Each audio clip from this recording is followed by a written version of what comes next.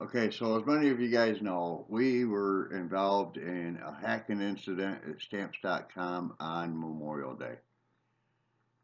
What had happened on that was that somebody had hacked into Stamps.com and our account was violated, and they sent out a bunch of checks based on my name, my address, and believe it or not, my phone number, which we never use for our return shipping address. However, that's beside the point. That's not the part of this video.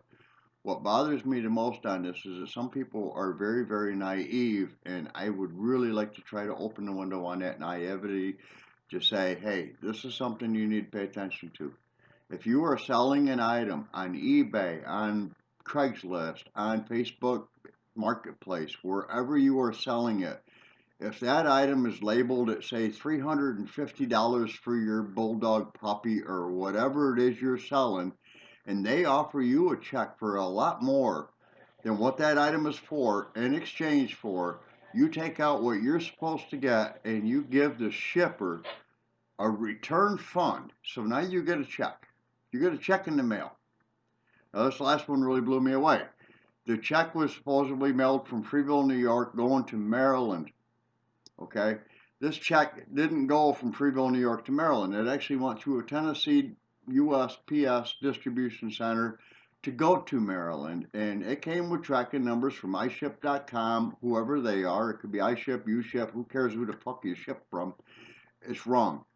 But you got to understand that you don't accept money for an item more than the value of the item you're selling. If you are selling an item for $350, a puppy, a TV, whatever it is, you never, never, never take more than what that item is for. If it's $1,500, say, then you take $1,500, or you work a deal out with the buyer to take it to a lower amount. But you never accept more than the value of that item that you agreed upon. If they want you to take this check, and this was a very, very phenomenal check, it was $1,690 from what I was told, for a $350 puppy.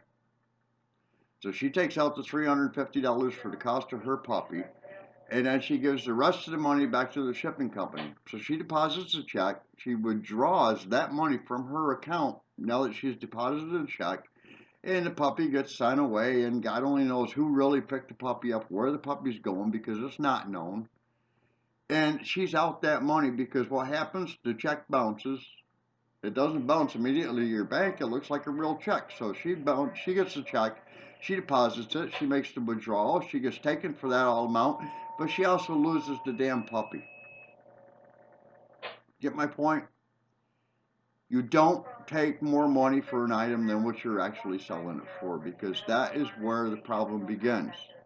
You never, ever, ever let anybody do anything on private shipping. You either go through USPS, UPS, FedEx, any known shipper.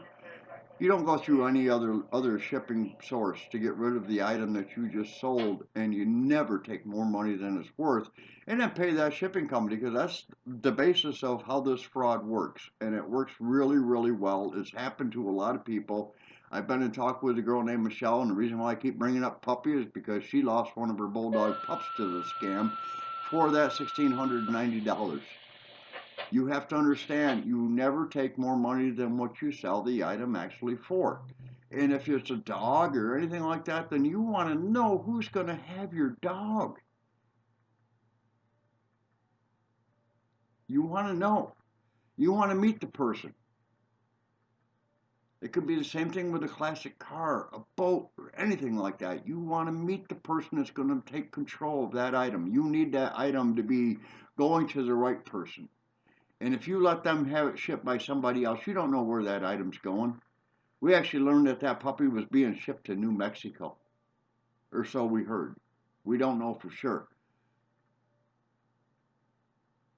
Please, people, just understand. Never take more than the item is worth. No more, no matter what you work out as a deal on this thing. This is the biggest scam that it could ever happen. I got robbed for $1,950 on Memorial Day out of our shipping account to send numerous checks to numerous people for different things like this, and I'm holding them back. I got the FBI invested in it to find out what's going on. I'd really like to get the Inspector General of the United States Postal Service invested, but I have not been able to contact them because they're not easy to get a hold of. But please pay attention to this because this is such a large scam and it's not just hitting me, it's hitting everybody.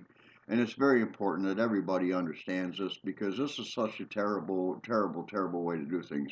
We're trying to close on a house. Our closing could have been canceled because our checking account was taken well over the limit. My bank worked with me. We got rid of that problem. My PayPal account's still $2,000 in debt. My stamps.com account's still in good standing because they took responsibility. Yes, they got hacked. They understand they got hacked, but please, you got to understand this stuff can happen to anybody. Anybody. Yes, I run businesses and I use this stuff to ship our product, but it's tried to happen with me with seeds. Oh, we want to order so many seeds. We want this big order coming in, and we're going to have our company come and pick it up. We'll mail you a check, and you just take that check and take out what we owe you and give the shipping company the rest. And I'm like, not a day on your life because I know this is a scam. But unfortunately, many people don't understand how this scam works. This is a lot like the 411 scam. Well, you send us money and we will give you a check based on, well, the king of Israel or whoever the heck it might be needs to put this money into U.S. hands so you can invest it and then you give some of it back is a way to make it work. It doesn't work that way. Nothing in life works that way.